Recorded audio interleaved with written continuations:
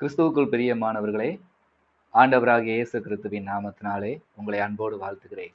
இந்த காலங்கள்ல அநேகர் வாழ்கிற ஒரு நோக்கம், எப்படியாவது உயர்ந்து விட வேண்டும், பெரியவர்களாய் ஆகிவிட வேண்டும், பெரிய ஆளா இருக்கணும், அறிவுல ஞானத்துல என்னை விட சிறந்தவங்க யாருமே இல்லைங்கிற அளவுக்கு நான் இருக்கணும்னு இன்னைக்கு உலகத்துல பாத்தீங்கன்னா நிறைய பேருடைய இந்த மனநிலைமைகள் அதை நோக்கி தான் இருக்கு. குறிப்பாக சிறு பிள்ளைகள், வாலிபர்கள்லாம் பாத்தீங்கன்னா பெற்றோர்களிடத்துல அநேக தடவை எரிச்சல், கோபம், எங்களுக்கு தெரியும், எனக்கு தெரியும் அப்படிங்கிற பேச்சு, என்னை யாருமே மதிக்க மாட்டுக்காங்க, என்னை யாருமே கண்டுகொள்ள மாட்டுக்காங்கங்கிற எண்ணம்.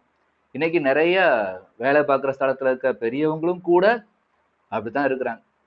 பாருங்க, இன்னைக்கு எல்லா இடங்கள்லயும் பாருங்க, பள்ளிக்கூடத்துல ஆசிரியர்களை எதிர்த்து நிற்கிற சூழ்நிலைகள், கல்லூரி வாழ்க்கையில எதிர்த்து பேசுகிற சூழ்நிலைகள், எல்லா இடங்களையும் பார்க்கும்போது, அதாவது நான் உயர்ந்திருக்கிறேன் அப்படிங்கிறத நிரூபிக்க ஒரு குறிப்பிட்ட வயசுலயே போராடுகிற போராட்டம், குறிப்பிட்ட நாளுக்குள்ள, வருஷங்களுக்குள்ள அவங்களை எங்கேயோ ஒரு ஆபத்தான சூழ்நிலையில தள்ளி எத்தனையோ இக்கட்டுகள்ல அவங்களை கொண்டு போய் விட்டுருதுங்க.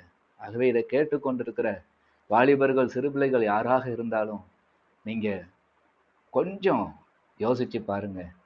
உங்களுக்கு தான் அறிவு இருக்கு, எங்களுக்கு தெரியும், நாங்க உயர்ந்திருக்கிறோம் அப்படிங்கிற ஒரு எண்ணத்தை மாத்திரம் கொண்டு வந்துடாதீங்க. ஏனென்றால் வசனம் என்ன சொல்கிறது? 1 பேதுரு 5ஆம் அதிகாரம் 6ஆம் வசனம். ஆகையால் ஏற்ற காலத்திலே தேவன் உங்களை உயர்த்தும்படிக்கு அவருடைய பலத்த கைக்குள் அடங்கி இருங்க. கர்த்தருடைய பலத்த கருத்துல அடங்கியிருக்கோம்னா எப்படி அடங்கியிருக்கோம்னு சொல்றது? பரிசுத்த வேதாகமம் சொன்னபடி தாய் தகப்பனுக்கு கீழ்ப்படிந்து நடப்பது, பெற்றோர்களுக்கு உண்மையா இருப்பது, கற்றுக் கொடுக்கிற ஆசிரியர்களுக்கு, ஆசான்களுக்கு கீழ்ப்படிந்து நடப்பது. அவர்கள் மறந்த சில விஷயங்கள் உங்களுக்கு தெரியலாம், பாடம் நடத்தும் போதோ இல்ல பெற்றோர்கள் வீட்டை நடத்தும் போதோ. உங்களுக்கு தெரிஞ்சதுனால அவங்களுக்கு ஒண்ணுமே தெரியாதுங்க அந்த மட்டம் தட்டுகிற வாழ்க்கையெல்லாம் விட்டுட்டு, கொஞ்சமாவது இல்ல, கர்த்தர் அவங்களை எங்களுக்கு கொடுத்திருக்கிறார், அவர்கள் வழியாத்தான் எங்களுக்கு எல்லா அறிவு ஞானமும் வந்தது என்கிற நினைச்சு பார்த்து கர்த்தருடைய கரத்துல அடங்கி இருக்கணும். இதுக்கு பேர் தான் கர்த்தருடைய கரத்துல அடங்கி இருக்குது. இதையெல்லாம் விட்டுட்டு எனக்கும் தெரியும், எனக்கும் தெரியும், எத்தனை காலம்?